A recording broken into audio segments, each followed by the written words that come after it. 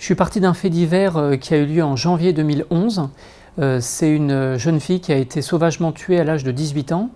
Et j'ai été bouleversé par le contraste entre d'un côté sa joie de vivre, sa beauté, l'avenir qu'elle avait, et de l'autre, le corps qu'on sort un petit matin d'un étang. Et ce contraste m'a révolté et j'ai voulu raconter sa vie. Et donc je suis parti non pas du fait divers, mais de la vie de cette jeune fille qui, comme tout le monde, a eu sa vie. Elle a été bébé, gamine, ado, jeune femme.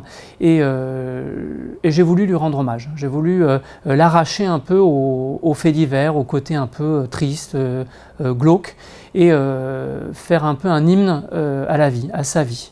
Donc j'ai fait une enquête, j'ai rencontré tous ses proches, sa sœur jumelle, ses parents, ses collègues, ses copains, ses petits copains, et puis j'ai rencontré les gens qui ont fait l'enquête criminelle et qui ont permis d'arrêter un meurtrier et aussi de lui redonner sa dignité, sa singularité. Au-delà de l'hommage que j'ai voulu rendre à Laetitia et à sa vie, c'est aussi une réflexion sur une France un peu oubliée, silencieuse, dont on parle très peu, une France un peu périphérique, des petites villes, des campagnes, entre la mer, les campagnes, un peu là où elle a vécu sur la façade atlantique.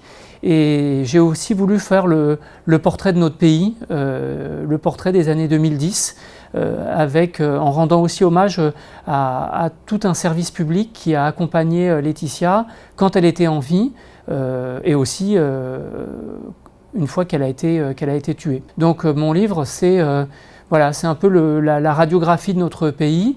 On y trouve une psychologue, une formatrice, un prof, mais aussi un gendarme, un juge d'instruction, bref, tous ceux qui ont accompagné Laetitia de son vivant et pendant sa mort, et qui lui ont redonné comme ça des gens grâce à qui elle s'en sortait, et des gens grâce à qui finalement elle a retrouvé sa singularité et sa liberté.